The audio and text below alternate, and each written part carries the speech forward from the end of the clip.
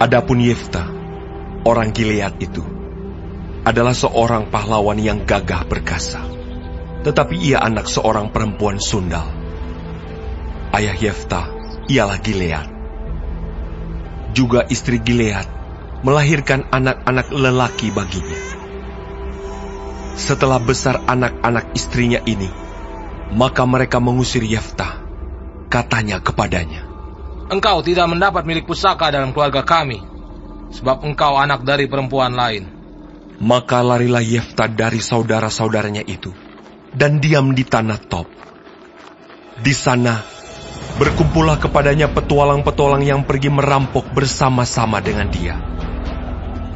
Beberapa waktu kemudian, Bani Amon berperang melawan orang Israel.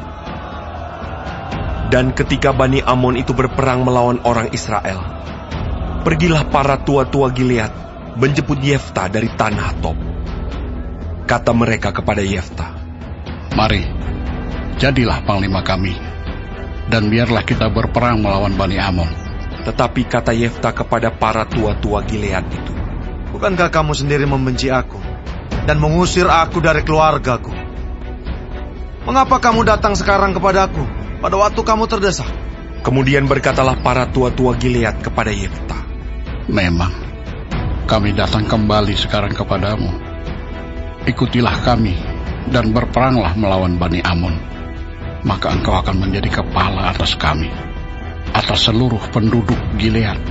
Kata Yefta kepada para tua-tua Gilead, "Jadi, jika kamu membawa aku kembali untuk berperang melawan Bani Amon, dan Tuhan menyerahkan mereka kepadaku, maka akulah yang akan menjadi kepala atas kamu." Lalu kata para tua-tua Gilead kepada Yefta, "Demi Tuhan yang mendengarkannya sebagai saksi antara kita, kami akan berbuat seperti katamu itu." Maka Yefta ikut dengan para tua-tua Gilead. Lalu bangsa itu mengangkat dia menjadi kepala dan panglima mereka. Tetapi Yefta membawa seluruh perkaranya itu ke hadapan Tuhan di Mispa. Kemudian Yefta mengirim utusan kepada Raja Bani Amon dengan pesan, "Apakah urusanmu dengan aku, sehingga engkau mendatangi aku untuk memerangi negeriku?" Jawab Raja Bani Amon kepada utusan Yefta, "Orang Israel ketika berjalan keluar dari Mesir telah merampas tanahku, dari sungai Arnon sampai ke sungai Yabok dan sampai ke sungai Yordan. Maka sekarang kembalikanlah semuanya itu dengan jalan damai." Lalu Yefta mengirim pula utusan kepada Raja Bani Amon dengan pesan, "Beginilah kata Yefta, orang Israel tidak merampas tanah orang Moab atau tanah Bani Amon.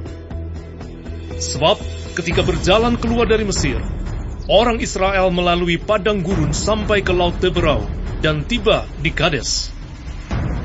Ketika itu orang Israel mengirim utusan kepada Raja negeri Edom dengan permintaan, 'Izinkanlah kiranya kami berjalan melalui negerimu ini.' Tetapi Raja negeri Edom tidak mau mendengar. Mereka mengirim juga utusan kepada Raja negeri Moab, tetapi Raja ini menolak. Maka orang Israel tinggal di Kades. Kemudian mereka berjalan melalui padang gurun, menempuh jalan keliling, tanah Edom dan tanah Moab. Lalu sampai ke sebelah timur tanah Moab. Maka berkemahlah mereka di seberang sungai Arnon, dengan tidak masuk daerah Moab, sebab sungai Arnon itulah batas daerah Moab. Lalu orang Israel mengirim utusan kepada Sihon, raja orang Amori, raja di Hesibon, dan orang Israel meminta kepadanya, 'Izinkanlah kiranya kami berjalan melalui negerimu ini sampai ke tempat yang kami tuju.' Tetapi Sihon tidak percaya kepada orang Israel yang hendak berjalan melalui daerahnya itu. Maka dikumpulkannyalah seluruh rakyatnya. Ia berkemah di Yahas, lalu berperang melawan orang Israel. Tetapi Tuhan, Allah Israel, menyerahkan Sihon dengan seluruh rakyatnya ke dalam tangan orang Israel, dan mereka dikalahkan. Sehingga orang Israel menduduki seluruh negeri kepunyaan orang Amori, penduduk negeri itu. Demikianlah dimiliki orang Israel seluruh daerah orang Amori itu, dari sungai Arnon sampai ke sungai Yabok, dan dari padang gurun sampai ke sungai Yordan. Maka sekarang Tuhan, Allah Israel, telah merebut milik orang Amori bagi Israel, umatnya. Apakah engkau hendak memiliki pula tanah mereka itu? Bukankah engkau akan memiliki apa yang diberi oleh Kamos Allahmu? Demikianlah kami memiliki segala yang direbut bagi kami oleh Tuhan, Allah kami. Lagi pula, apakah engkau lebih baik dari Balak bin Sipor, Raja Moab? Pernahkah ia menuntut hak kepada orang Israel? Atau pernahkah ia berperang melawan mereka? Ketika orang Israel diam di Hesibon dengan segala anak kotanya, di Aroer dengan segala anak kotanya, dan di segala kota sepanjang kedua tepi sungai Arnon selama 300 tahun, mengapa pada waktu itu engkau tidak melepaskan kota-kota itu? Jadi aku tidak bersalah terhadap engkau, tetapi engkau berbuat jahat terhadap aku dengan berperang melawan aku.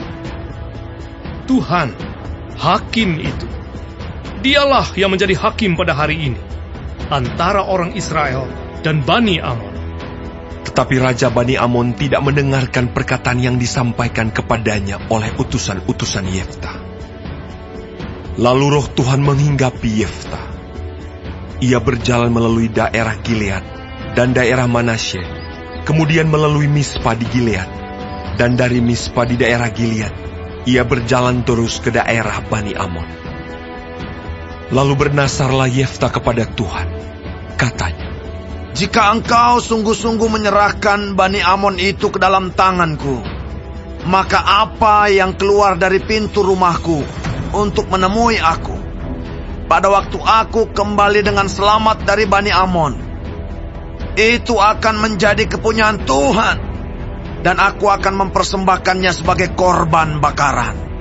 Kemudian Yefta berjalan terus untuk berperang melawan Bani Amon, dan Tuhan menyerahkan mereka ke dalam tangannya.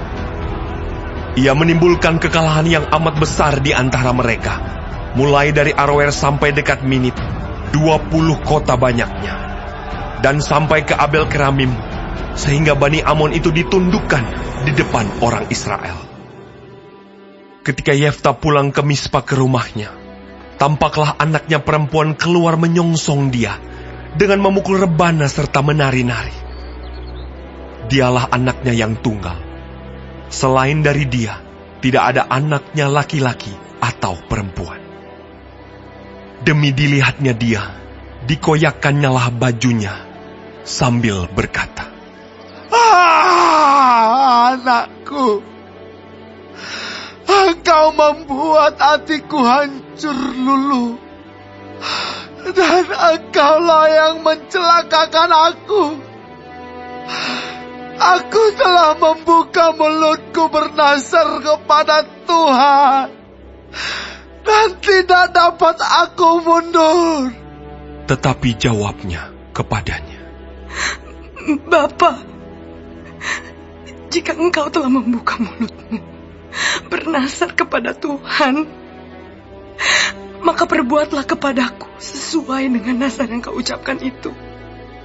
Karena Tuhan telah mengadakan bagimu pembalasan terhadap musuhmu, yakni Bani Amon itu. Lagi katanya kepada ayahnya, Hanya izinkanlah aku melakukan hal ini. Berilah keluasan kepadaku 2 bulan lamanya, supaya aku pergi mengembara ke pegunungan dan menangisi kegadisanku bersama-sama dengan teman-temanku. jawab Yefta. Pergilah. Dan ia membiarkan dia pergi 2 bulan lamanya. Maka pergilah gadis itu bersama-sama dengan teman-temannya menangisi kegadisannya di pegunungan. Setelah lewat kedua bulan itu, kembalilah ia kepada ayahnya, dan ayahnya melakukan kepadanya apa yang telah dinasarkannya itu. Jadi gadis itu tidak pernah kenal laki-laki. Dan telah menjadi adat di Israel, bahwa dari tahun ke tahun, anak-anak perempuan orang Israel selama 4 hari setahun meratapi anak perempuan Yefta orang Gilead itu.